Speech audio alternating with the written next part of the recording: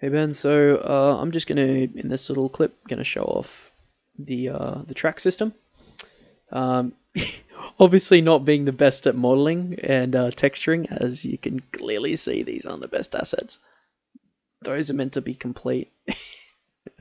I guess I could quickly check different materials on the different parts of this asset, but yeah, things aren't looking too crash hot as far as the modeling and texture goes.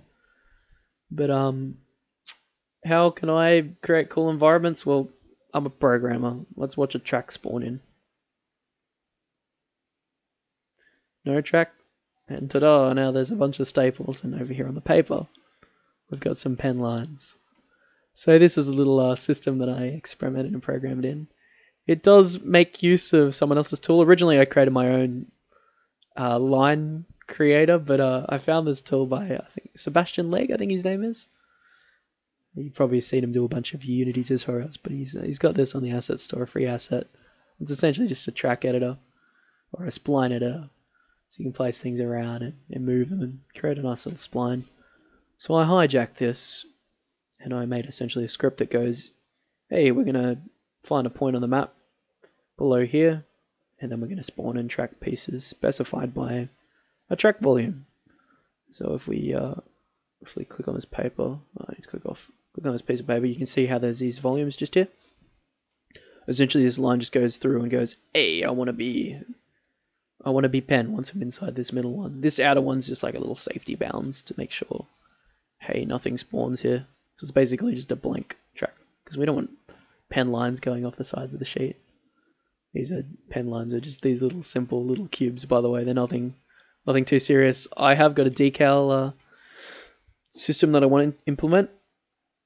So you'll probably expect to see some actual indents on the paper, but for the time being, yeah, they're just little rectangular prisms spawn throughout the track. But yeah, this is the track editor. You could easily just pause and let's do it. Let's pause and move the track around.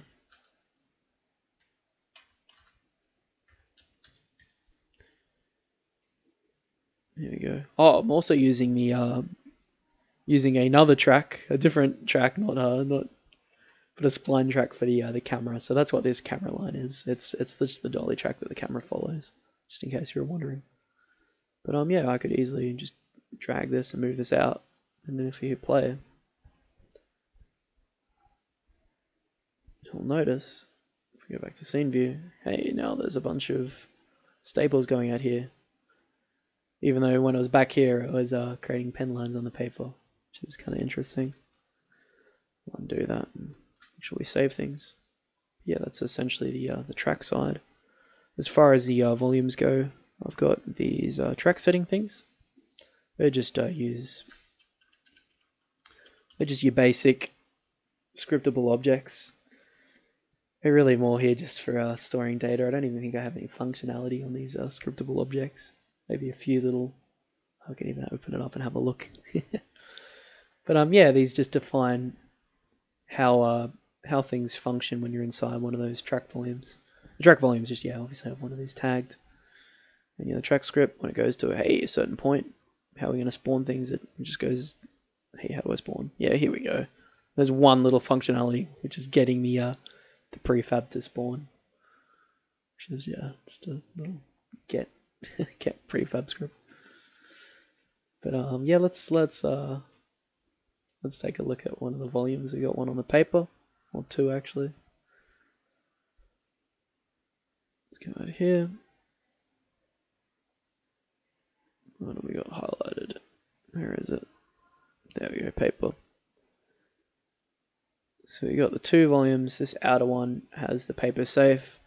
Paper safe just says, hey, we don't want to spawn any path in, essentially. It's just a safe area for where the other lines might go over the side of the paper. And then with the paper, yeah, you got the prefabs you want to spawn. We can add extra, types of pen lines if we wanted. But yeah, you got other stuff. You can make it so, they alternate either side. In this case, we don't, but you notice how the staples went left, right, left, right. That's because I got that little ball checked. But yeah, this is essentially, all the little programming stuff that's going on. You can randomly rotate things. That's why you'll notice more specifically with the staples how things are moved down a bit randomly. But yeah, this is all that's controlling that. So you can procedurally generate all these little tracks that sort of work inside of the environment.